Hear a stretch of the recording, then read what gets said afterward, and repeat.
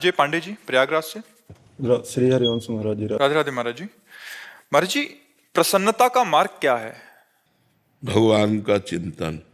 ब्रह्मभूता प्रसन्नात्मा न शोचति न कांक्षति समः सर्वेषु भूतेषु मद भक्तिम लभते पराम। यदि भगवान की भक्ति की जाए, निरंतर नाम जप किया जाए, भगवान की लीला कथा सुनी जाए, भगवान की आराधना की जाए तो प्रसन्नता प्राप्त हो जाए। रुपया पैसा घर मकान से हर्ष प्राप्त होता है और हर्ष का द्वंद्व है शोक, उससे शोक की प्राप्ति होती है। लेकिन प्रसन्नता अखंड है, ये भगवान का स्वरूप है। तो ब्रह्मभूता प्रसन्नात्मा, जो ब्रह्म में अपने चित्त को जोड़े हुए अनुभूत है वो प्रसन्नात्मा होता है। हर समय अखंड प्रसन्नता रहती है। तो ब्रह्मभूत होने के लिए भगवान का भजन करे, भगवान की लीला कथा सुने, जो कर्म करे वो भगवान को समर्पित करे। तो कर्म समर्पण, नाम जप, भगवान की लीला कथा श्रवण से प्रसन्नता धीरे धीरे प्राप्त होने लगेगी। जैसे जैसे पाप नष्ट होगा वैसे वैसे हृदय आनंद से भरने लगेगा। आनंद ही प्रसन्नता है। संसारिक पुरुष जो रुपया पैसा मकान पद प्रतिष्ठा मिलने पर आनंदित होता है, वो हर्ष होता है। वो चला गया तो शोकित हो गया, क्योंकि नाशवान पद है, नाशवान रुपया है, नाशवान शरीर है, नाशवान मित्र है। तो यहाँ कहाँ प्रसन्नता है? प्रसन्नता श्री भगवान में है। सपना बनर्जी दिल्ली से। राधे राधे महाराज जी। महाराज जी, आपके चरणों में कोटि कोटि प्रणाम। महाराज जी, जब श्री कृष्ण जी स्वयं परमेश्वर हैं, तीनों लोगों के स्वामी हैं, तो फिर कंस और कौरव उनसे लड़ने की हिम्मत कैसे कर पाए? उन्हें नहीं पता था कि वे भगवान। जब हमें खेल दिखाना होगा ना, तो हमको अपने साथियों को ही चयन करना होगा। समझ रहे हैं? ये रावण, कुंभकर्ण, हिरण्यकश्यप, हिरणाक्ष, ये कोई और नहीं है। शिशुपाल, दंतवक्र, ये कोई और नहीं है। ये भगवान के सब पार्षद हैं। जब लीला करनी है नाटक मंच में, तो एक लीला में एक विरोधी का रोल कर रहा है और एक अनुकूल रोल कर रहा है। फिल्म तो तभी अच्छी लगती है जब जितना टॉप का हीरो हो उतने टॉप का विलेन हो। विलेन तो कहते हैं, विलेन खलनायक नहीं, जितना टॉप का हीरो हो उतने टॉप का खलनायक हो, तब तो बढ़िया लगता ही नहीं लगता। बोले इसमें कौन? बोले हम। अरे बोले क्योंकि कलाकार बढ़िया ना। तो भगवान जब लीला करते हैं तो कलाकार बढ़िया चयन करते हैं। तो एक विरोधी कलाकार है और एक अनुकूल है। तो भगवान की ये लीला है। नहीं, जब आप कथा सुनने जाती है तो क्या सुनते? भगवान की लीला कथा सुन रहे हैं, भगवान की लीला है। तो भगवान के लिए किसी को मारने के लिए अवतार लेने की जरूरत थोड़ी है। उन्हीं के संकल्प से तो वो बलशाली बना है, उन्हीं के बल से तो पावरवान बना है। तो अपना बल दे करके आप स्वयं खेलते हैं उसके साथ। इसमें कोई आश्चर्य की बात नहीं है कि जैसे कंस है और रावण है, कुंभकर्ण है, या हिरण्याकश्यप या हिरणाक्ष है, ये सब भगवान के बल से ही बलवान है। भगवान ही सब बलों के बल है। भगवान ही अपना बल देकर और आप उनसे खेल खेलते हैं। बकाया भगवान के समान कोई है नहीं और भगवान को किसी के मारने के लिए अवतार लेने की जरूरत नहीं। लेकिन अवतार लेकर लीला करते हैं, हम गायन करके परम पद को जाते हैं। भगवान अवतार लेते हैं। अगर अवतार ना लिए होते और लीला ना होती तो हम कैसे लीला गायन करते, कैसे लीला श्रवण करते, कैसे हमारी भगवान में रुचि होती? क्योंकि भगवान प्रगट में तो दिखाई नहीं दे रहे। तो प्रगट में उनकी लीला कथा ही है कि भगवान देव की वसुदेव के यहाँ जन्मे, भगवान ऐसा किया, भगवान। तो हम सुन सुन करके भगवान में अपने चित्त को लगा करके और हम परम पद को प्राप्त होते हैं। भगवान की लीला कथा सुनने मात्र से जीव का कल्याण हो जाता है। तो इसलिए भगवान अवतार लेकर लीला किए। नहीं, भगवान को मारने के लिए क्या देर लगनी? कंस का दिल फेल कर देते, दिल फेल कर देते। जिस समय वो देवकी जी के केस पकड़ करके मारने के लिए उद्यत था, उसी समय दिल फेल कर देते, हृदय फेल कर देते, खत्म हो गया। लेकिन भगवान ऐसा नहीं करते। भगवान उसको और पावर देते हैं और बल देते हैं और फिर अपने बल का दर्शन कराकर उसका मर्दन कर देते हैं, तो हम लोग जय जयकार करते हैं। उनकी एक उनका खेल है, एक उनकी क्रीड़ा है, बकाया दो नहीं है। जय विजय ही तो कुंभकर्ण और रावण बनते हैं, शिशुपाल और दंतवक्त बनते हैं। जय विजय ही हिरण्यकश्यप और हिरणाक्ष बनते हैं। ये भगवान के पार्षद ही तो है, दिव्य पार्षद है भगवान के। तो भगवान की ये मंगलमयी लीला है जो भगवान करके हमें गाने और सुनने का सौभाग्य देते हैं, बकाया उनके लिए कुछ नहीं है। एक संकल्प मात्र से अनंत ब्रह्मांडों का सृजन हो जाता है। ब्रह्मांड जो है 7 लोक ऊपर के 7 नीचे के मिला के एक ब्रह्मांड है। और देखरावा माते तीन अद्भुत रूप अखंड, रोम रोम प्रतिलागे कोटि कोटि ब्रह्मांड, एक रोम रोम में करोड़ करोड़ ब्रह्मांड लगे। ऐसे भगवान है, उनकी एक कंस हो, ये सब क्या है, ऐसे है। जैसे चींटी को मसल दो, भगवान के लिए ऐसे है। तो लड़ते हुए दिखाई दे रहे, भागते हुए दिखाई दे रहे, रण छोड़ भगवान भी तो बने। जब काल यवन आक्रमण किया तो भगवान छोड़ के भगे के लिए। ये उनकी लीलाएं हैं जिनका हम गायन करके परम पवित्र होते हैं। उनके लिए कुछ नहीं, उनके लिए कुछ नहीं। सब भगवत प्राप्ति आए? सबका भगवत प्राप्ति भी हो। हाँ, भगवत प्राप्ति के लिए ही ये लीला कथा है। खूब लीला कथा सुनो और नाम जप करो, इसी से भगवत प्राप्ति हो जाएगी। मथुरा की ब्राह्मण पत्नियां थी, भगवान की लीला कथा सुनकर ही भगवत प्राप्त हो गई। भगवान की लीला कथा सुनकर धुंधकारी भगवत प्राप्त हो गया। खूब नाम जप करो, भगवान की लीला कथा सुनो। अर्चना जी पंजाब से। राधे राधे महाराज जी। महाराज जी, जब हम सुंदरकांड, दुर्गा सप्तशती आदि का पाठ करते हैं तब उनका अर्थ समझने का साथ साथ भावना भी करते हैं, पर जब हम बार बार पढ़ते हैं तो कुछ समय बाद केवल जैसे एकमात्र पाठ ही रह जाता है महाराज जी। ऐसे में महाराज जी पूजा फलदायी होगी? हाँ होगी, पूजा फलदायी होगी, क्योंकि आपका मन लगे या ना लगे, जैसे भोजन करते हो तो पेट भर जाता है, ऐसे मन लगे ना लगे आप पाठ करोगे, आप जप करोगे तो आपका हृदय पवित्र होगा, उसका फल आपको मिलेगा। लेकिन स्वाद तब मिलेगा जब मन लग जाए। फल तो मिलेगा, लेकिन फल का जो रस है, स्वाद, वो तब मिलेगा जब राधा राधा आनंद में डूबते हुए नाम जप कर रहे हैं, आनंद में भरकर पाठ कर रहे हैं, तब बात समझ में आएगी। पर करते रहो, करते रहो, धीरे धीरे मन लगने लगेगा, तब आनंद की अनुभूति होने लगेगी। करना चाहिए, मन लगे न लगे, पाठ है, नाम जप है, ये सब करना चाहिए। सुधाकर चतुर्वेदी जी। राधे राधे। राधे राधे महाराज जी। महाराज जी, आपके चरणों में कोटि कोटि प्रणाम। महाराज जी, गुरुदेव वेणु विनोद कुंज वाले महाराज जी का सानिध्य प्राप्त हुआ महाराज जी।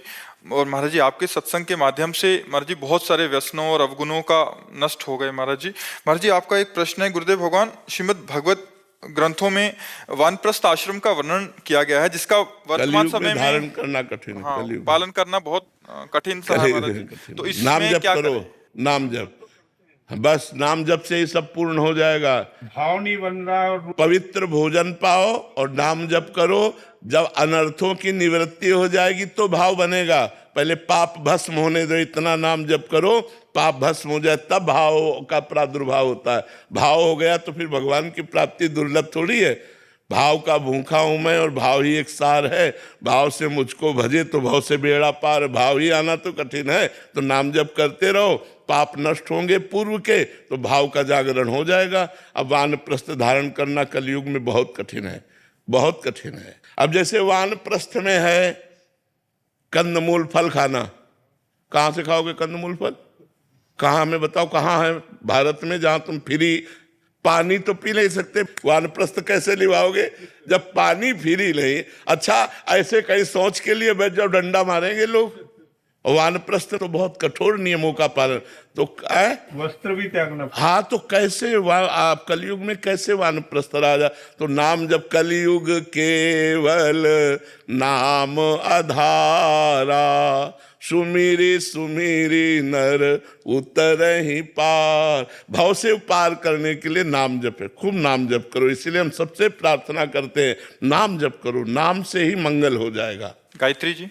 राधा वल्लभ जी अनंतपुर। पर जी, आप कह रहे हैं कि पहले दिनचर्या बहुत अच्छे से चल रही थी, रात को 11 बजे सोना, सुबह 2-3 बजे उठना, बट अभी नींद पे विजय प्राप्त नहीं कर पा रहे महाराज जी। बहुत ऐसे हार गई। फिर एक दिन मिर्ची भी लगा ली कि नींद ही ना आए, पर फिर भी क्या लगा ली? मिर्ची लगा ली कि अरे आंखें मिर्ची लगा। तो कह रहे तभी नींद से हार गई महाराज जी, अब मैं क्या करूं, कैसे सफल वैसे हमको ये समझ में नहीं आता कि पहले दिनचर्या ठीक चल रही थी, अब नहीं चल रही। अगर पहले ठीक चल रही थी, अब तो और ठीक चलनी चाहिए।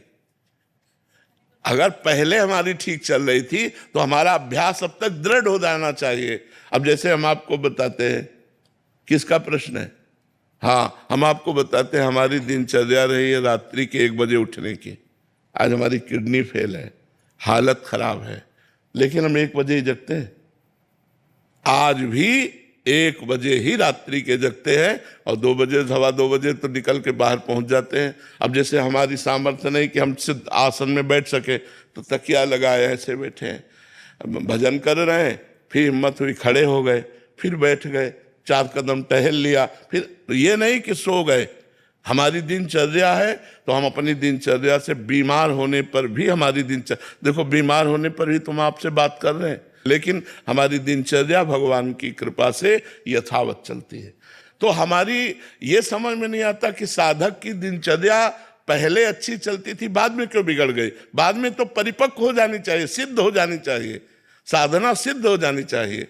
तो हमें लगता है हम गड़बड़ी स्वयं जानबूझकर करते हैं, हमें स्वयं सावधान रहना चाहिए। मिर्च विर्च लगाने से कोई फर्क नहीं पड़ता, अंदर की बात सुधार करनी है। खुद दिन मैं चाहती हूँ कि रात में मेरी दिनचर्या पूरी होनी चाहिए, कि दिन में जरूरत पड़ती है ना। देखो, चाहत सही नहीं है, अगर सही चाहत हो तो कोई रोक नहीं सकता। हमारी चाहत सही नहीं है, चाहत सही हो तो कैसे कोई रोक सकता है? नहीं रोक सकता। हम अपने समय से जग जाएंगे। हमने कभी घड़ी में अलार्म नहीं लगाया, पूरी जिंदगी हो गई। मोबाइल तो रखते ही नहीं, अपने आप 5 मिनट के अंतर की बात नहीं कहते, नहीं करेक्ट टाइम पे आंख खुल जाएगी। अपने आप आंख खुल गई, 1 बजे उठ के बैठ गए। फिर आसन में नहीं बैठेंगे, नीचे उतर जाएंगे, क्योंकि नींद ना आ जाए। टहलते हुए फिर अपनी दिनचर्या पूरी की, नहा धो करके फिर अपने जो अपनी दिनचर्या, कहीं नींद का सवाल नहीं। हाँ, शुरुआत में जब 15-18 के थे तब ठंडा पानी एक लोटे में रख के बगल में बैठते थे, जहाँ नींद ऐसे मारा पानी, फिर अपने भजन में लगे। कभी चुटकी काट लेते थे ऐसे कि नींद तो जाए। नई जवानी में ज़्यादा, पर अब तो भगवान की कृपा हो गई है कि नींद कहती राधे राधे, आपने हमें छोड़ा, हम आपको छोड़ते हैं। ममता जी उत्तराखंड से। राधे राधे जी। राधे राधे महाराज जी। महाराज जी, मेरा प्रश्न है कि आपने बताया है कि अगर कोई हमारे ऊपर क्रोध या ईर्ष्या करता है तो वो हमारे पिछले जन्मों के कर्म के कारण ही है, लेकिन जो इंसान हमारे ऊपर क्रोध कर रहा है तो वो उसका नवीन पाप कर्म बन रहा है महाराज जी। हाँ, नवीन कर्म उसका बन रहा है, उसका नवीन कर्म बन रहा है। उसको सावधान रहना चाहिए। अगर वो क्रोध करेगा तो फिर उसका दंड उसको मिलेगा। यही तो चल रहा है। कर्म संस्कार, जैसे हमने कर्म किए वैसे संस्कार बने, जैसे संस्कार हुए वैसे कर्म हुए। कर्म प्रारब्ध बनकर भोगा, फिर नवीन कर्म, फिर यही तो बार बार चल रहा है। अब इसको मिटाना है, लेना ना देना, मगन रहना। ना हमें किसी के क्रोध करने पर क्रोध करना है, ना किसी पर क्रोध का आवेश हमारा फूटे। दोनों को कोई हम पर क्रोध कर रहा है, क्षमा, हम किसी पर क्रोध नहीं करेंगे। तो आप यहाँ से निपटते चले जा रहे हैं, लेकिन आपने किसी पर क्रोध किया, वो सह गया, वो तो बच गया, लेकिन आप गए, आपका कर्म बिगड़ गया। सांख्यवी सिंह जी। राधे राधे। राधे राधे महाराज जी। गुरुजी, मैं अगर किसी विषय के बारे में विचार करती हूँ तो मेरा ध्यान ज्यादातर खराब स्थिति की कल्पना पर केंद्रित हो जाता है, और जैसे ही मुझे समझ आता है कि मैं गलत सोच रही हूँ, मैं अपने विचारों को रोकने का प्रयास भी करती हूँ, परंतु तब तक उन विचारों का नेगेटिव असर मेरे मन और दिमाग पर हो चुका होता है। गुरुजी, गलत विचारों को आने से कैसे रोक? होई ही सोई जो राम रचि राखा, को करि तर्क बढ़ावे शाखा, अस कहि जपन लगे हरि नामा। रामचरितमानस कह रहे कि हमें विश्वास करना चाहिए, मंगल भवन भगवान जो करेंगे परम मंगल करेंगे। हमको नाम जप करना चाहिए। हमें व्यर्थ का चिंतन, निगेटिव चिंतन ये करके क्लेशित नहीं होना। हमें नाम जप करना, राधा राधा। नहीं, कल क्या होगा? बहुत बढ़िया होगा, क्योंकि आज हम राधा राधा जप रहे हैं, कल हमारा मंगल में होगा। भगवान मंगल भवन है, वो हमारे अमंगल का नाश करेंगे, मंगल होगा। हम खूब नाम जप करें। देखो, जब तक भगवान से नहीं जुड़ा जाता तब तक हम बिना आश्रय के किस पर भरोसा करें? कि हमारा कौन साथ दे देगा, और हमें साथी की जरूरत है। इस संसार सागर में कोई प्यार करने वाला नहीं है, ये हम अपना अनुभव कहते हैं। अगर कोई हमसे प्यार करता है तो अपने लिए हमसे प्यार करता है, वो हमारे लिए हमसे प्यार नहीं करता। ये हमने देखा। प्यार का मतलब होता है सामने वाले को सुख देना, सामने वाले के लिए बलिदान हो जाना। लेकिन यहाँ प्यार मांगा जाता है सामने वाला हमारे लिए बलिदान हो, सामने वाला हमारी कामनाओं की पूर्ति करे। तो प्यार कहाँ है? वहाँ तो स्वार्थ की पूर्ति है। प्यार तो इसीलिए हम कहते हैं प्यार तो सिर्फ भगवान, और हमें कोई चाहिए। देखो, हम सबके हृदय में एक मांग है कि कोई मेरा प्यारा होना चाहिए जो मुझे प्यार करे। तो वो केवल भगवान मुझे मिले और तो कोई मिला नहीं। इसीलिए बचपन से भगवान से प्यार हुआ है और किसी से ले, क्योंकि भगवान ही एक ऐसे हैं अहेतुकी कृपालु, स्वार्थ रहित जग जुग उपकारी, तुम तुम्हार सेवक असुरारी। आप और आपके भक्त, ये दो ही ऐसे हैं जो अहेतुकी प्यार करते हैं, स्वार्थ रहित प्यार करते हैं। नहीं, हर जगह स्वार्थ पाया जाता है। खुला स्वार्थ को हम प्यार का लेबल लगाकर बेच रहे, बकाया नहीं मैं तुमसे प्यार करता हूं, तुम ये जनाने की जरूरत क्या है? प्यार करते हो तो अंदर का विषय कहने की जरूरत, कहे इसलिए रहे कि तुम हमारी बात मानो, तुम हमारे अनुसार चलो, तुम हमें सुख दो। ये स्वार्थ है, ये वासना की पूर्ति ना कि प्यार है। तो हमें लगता है हम भगवान का आश्रय लें तो हमारा जो ओवर थिंकिंग है, जो व्यर्थ का चिंतन है, वो रुक जाएगा। कि जो करना है भगवान करेंगे, भगवान मंगल भवन है, और हम नाम जप करें तो हमारा मंगल हो सकता है। गिरीश चंद्र मिश्र जी। राधे राधे। राधे राधे महाराज जी। महाराज जी, मैं एक कर्मचारी नेता हूँ। कभी कभी मन में आता है मेरे कि मैं इसे छोड़कर भगवत भजन में ही लीन हो जाऊं। नहीं, हमें लगता है कि जैसे कोई भी पद हो, चाहे ग्राम प्रधान पद हो, चाहे विधायक पद हो, चाहे सांसद पद हो, या जो भी पद है, ये पद समाज सेवा के लिए है। मान लो ग्रामीण 100-200 लोगों के लिए ग्राम प्रधान बना, तो मेले 10,000 के लिए बना, तो सांसद और बड़ा बना। तो जो भगवान हमको इस संसार में पद देते हैं, यदि हम उस पद के अनुसार सही ढंग से समाज सेवा करें और नाम जप करें, तो हमें अलग से भक्ति करने की जरूरत नहीं है। वही भक्ति हो जाएगी। समाज सेवा सबसे बड़ी भक्ति है। आज हम क्या कर रहे हैं? बचपन से बाबा जी बनने के बाद हमको लौट के समाज सेवा में ही आना पड़ा। समाज से भगे थे और आज जीवन की पूर्ति समाज में ही होने जा रही है, क्योंकि बिना समाज की सेवा किए पूर्णता नहीं है। इस समाज का अन्न खाया, इस समाज से वस्त्र पहना, इस समाज में आज जी रहे हैं, तो इस समाज के लिए कुछ करो। अगर समाज के लिए नहीं करोगे तो ऋणी होकर जाओगे यहाँ से। तो समाज की सेवा जैसे आप लोगों को मिली है, तो आप अपने अधिकारानुसार धर्म पूर्वक यदि समाज की सेवा की जाए तो वो भगवान की भक्ति ही है, और नाम जप किया जाए। हर्षा जी यूएसए से। राधे राधे। राधे राधे महाराज जी। महाराज जी, तीर्थ क्षेत्र तो स्वयं पवित्रता का स्थान है, पर कभी कभी अनजाने में वहां कोई गलती हो जाती है, जैसे आचरण, वाणी या भावना में। ऐसे में शास्त्र के अनुसार उस भूल का प्रायश्चित कैसे किया जाए महाराज? नाम संकीर्तनम यस्य सर्व पाप प्रणाशनम। जिस तीर्थ में अगर पाप की संभावना बन गई है कि हमसे गलती हो गई, तो उसी तीर्थ में, जैसे वृंदावन में कोई त्रुटि हो जाए तो जाओ यमुना किनारे बैठो, 1 घंटा राधा नाम कीर्तन करो, सब खत्म हो जाएगा। जानबूझकर पाप मत करो। यदि अनजाने में या विवशतावश आप संभल नहीं पाए, आपसे गलती हो गई, तो फिर यमुना किनारे बैठो, नाम कीर्तन करो, वृंदावन की परिक्रमा लगा लो, बिहारी बिहारी जी के दर्शन कर, उसी तीर्थ में ही उपाय कर लो, और उनको लेके मत आओ, वहीं नष्ट कर दो। अगर पाप लाद के लेके आओगे तो फिर ब्याज दर ब्याज बढ़ता चला जाएगा, क्योंकि तीर्थों का पाप बड़ा भयानक होता है। तो वहीं रुको और 1 आध दिन व्रत रहो, परिक्रमा लगाओ, नाम कीर्तन करो, वहीं उसको नष्ट कर दो, फिर आओ जी। अभिषेक कुमार सिंह जी। राधे राधे। राधे राधे महाराज जी। महाराज जी, मेरा प्रश्न है कि मैं अपने कार्य क्षेत्र में आगे बढ़ने और आर्थिक स्थिरता पाने के लिए पूर्ण निष्ठा से प्रयास करता हूं। अपने माता पिताजी की स्मृति में समाज के प्रति अपने दायित्व निभाने का प्रयत्न करता हूं, ताकि उनका नाम उज्जवल रहे। अक्सर क्षमता से अधिक कार्य करने के बावजूद प्रोत्साहन की जगह आलोचना ही मिलती है, जिससे भावनात्मक होने के कारण मानसिक और शारीरिक कष्ट होने लगता है, परिवार भी व्यथित हो जाता है। ये आपको ही नहीं, ये सबको मिलता है। ये प्रसाद सबको मिलता है। चाहे जितना अच्छा कार्य करो तो 10 उसमें यदि आपको सपोर्ट देने वाले मिलेंगे तो 2-4 आपकी निंदा करने वाले मिलेंगे। तो इसीलिए अध्यात्म आपको मजबूत बनाता है कि निंदा करने वालों की निंदा सुनकर दुखी ना होना और अपने सत्कार्य को और बढ़ाना, जो हम कार्य कर रहे हैं उसको और बढ़ाना, निंदा से प्रभावित होकर उसे रोक नहीं देना। हमको बातें इनमें नहीं मन देना, ये संसार कुछ ना कुछ कहेगा। हमको अपनी मस्ती में चलना है यार। जो कोई बोले बोलने दो, अपना गलत नहीं करना, अपने को सबका सम्मान करना, सबको आदर देना है। अध्यात्म यही सिखाता है। और हमारा कोई अपमान करे तो हमें दुखी नहीं होना और अपने सत्कर्म में चलता रहना है, तभी तो आप जीवन सही यापन कर पाओगे। अगर ये विचार रखोगे कि हमको सब लोग सपोर्ट करें तो सब लोग सपोर्ट नहीं करेंगे। गुरुजी सपोर्ट नहीं चाहिए, पर मन में जो कष्ट होता है उसकी अध्यात्म से हटाओ, नाम जप करो, विवेक के द्वारा, विचार के द्वारा उसको काट दो और नाम जप करो, हृदय में आनंद रहेगा।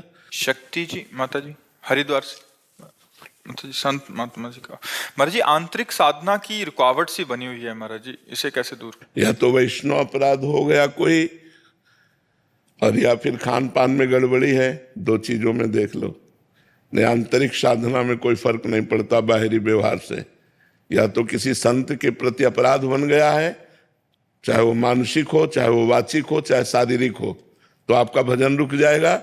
या अशुद्ध भोजन हो गया तो भजन में गड़बड़ी हो जाएगी। अन्यथा भजन आंतरिक चलता रहता है, क्रियाएं भले सांसारिक हों, उनमें कोई परिवर्तन नहीं होता। आप हमारी बात समझ रहे हैं? आप किसी वैष्णव के प्रति, अगर संत के प्रति लघु भाव हो जाएगा तो हमारे भजन में रुकावट आ जाएगी। इसलिए हम मन से पूरे विश्व के जाने अनजाने में किसी संत से हमारा अपराध बनाओ तो हमें क्षमा मांगनी चाहिए कि हे संत भगवान, जो हमारे जाने अनजाने में गलती बन जाए उसे क्षमा करो, तो भजन फिर चलने लगेगा। और भोजन पवित्र होना चाहिए।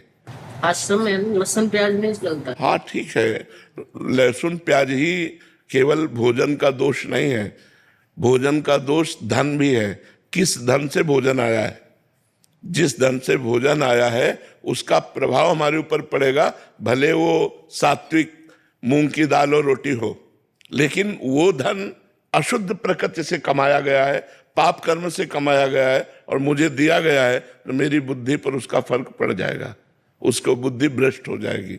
भीष्म पितामह जी, द्रौपदी जी, युधिष्ठिर जी और सब है सैया पर पड़े हुए हैं, जो बाणों की सैया पर। तो उनसे प्रश्न युधिष्ठिर जी कर रहे हैं, तो सटीक उत्तर दे रहे, तो द्रौपदी जी हंस पड़े। तो भीष्म जी ने कहा, बेटा हंसे क्यों, उपदेश कोई हंसने वाला तो है नहीं।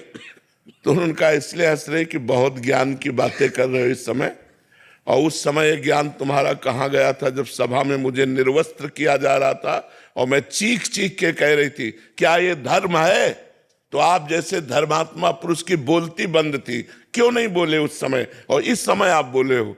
तब भीष्म जी मुस्कुरा दिए और बोले, बेटा उस समय पापी दुर्योधन का अन्न खा रहा था, 6 महीना बाणों की सैया पर पड़ा, सारा रक्त निकल गया और भीषण कष्ट से, तो वो पाप नष्ट हो गया। अब मेरी बुद्धि पवित्र है, अब जो पूछोगे बिल्कुल धर्म संज्ञक उत्तर होगा। उस समय मैं नहीं बोल पाया क्योंकि पापी दुर्योधन का अन्न खाए हुए थे। अन्न का बड़ा प्रभाव होता है। जी किसी ऐसे व्यक्ति का धन अगर आश्रम में भी आ जाता है तो जो मतलब गलत तरीके से बट वो दे रहा है, तो उसका भी प्रभाव पड़ेगा। हम तो मतलब इतना तक महापुरुषों से सुने हुए हैं कि एक बार एक संतों की मंडली ग्राम से निकली, तो एक धनी मानी ने निमंत्रण दिया, सब संतों ने प्रसाद पाया और सुबह एक दूसरे की तरफ देखते हुए कहा कि आज तो हमारा संयम नष्ट हो गया। दूसरे ने कहा हमारा भी नष्ट हो गया, तीसरे ने कहा हमारा भी नष्ट हो गया। तो जो मुखिया थे उस संत मंडली के, उन्होंने कहा ऐसा कैसे हो सकता है, अन्न दोष से हो सकता है। तो उसको बुलाया जिसने पवाया था, तो उसने बताया कि हमारे संतान नहीं है, हम कामना से युक्त होकर के आपको पाए, तो सबका ब्रह्मचर्य नष्ट हुआ। मतलब भोजन का इतना बड़ा प्रभाव है कि धन भी पवित्र है, लेकिन आपकी कामना बनाते समय किस भाव में है, वो उसका प्रभाव होता है। तो हम लोगों को ये देखना है कि थोड़ा हमारा जो लेने का ढंग है, अब जैसे अपने यहाँ है तो बिल्कुल भगवान के आश्रित हैं। अगर आप 100 रुपया निकाल के रखते हैं तो हम यही समझते हैं मेरे भगवान ने इसे प्रेरित किया है, क्योंकि मुझे पता है यहाँ वही दे सकता है जिसको श्री जी प्रेरित करेंगी। तो ये उनके मेहनत की कमाई है। वो 100 रुपया की दाल आएगी ना, और जब रोटी पाएंगे तो भजन होगा। लेकिन 1 करोड़ का जब व्यवस्था होगी तो भजन नहीं होगा, वापस में राग द्वेष ईर्ष्या काम क्रोध ये विकार होंगे। तो भोजन का प्रभाव हमारे ऊपर बहुत, वैसे भी कहावत है जैसा खाओ अन्न वैसा बने मन। तो अन्न कहाँ से खरीदा गया, किस पैसे से लाया गया, किस भावना से बनाया गया, उसका भी प्रभाव पड़ता है। इसलिए हम कहते हैं कि ज़्यादा बाजार की चीज़ें भजन करने वालों को बनी बनाई नहीं पाना चाहिए, क्योंकि वो बनी बनाई तो अच्छी दिखाई दे रहे हैं, लेकिन बनाते समय उसकी प्रक्रिया शुद्धि अशुद्धि, और वो लघुशंका करके बिना हाथ धोए बना रहा है, उसकी शुद्धि अशुद्धि, उसके भाव, वो सब प्रभाव भोजन में पड़ता है। वैसे ही हमारे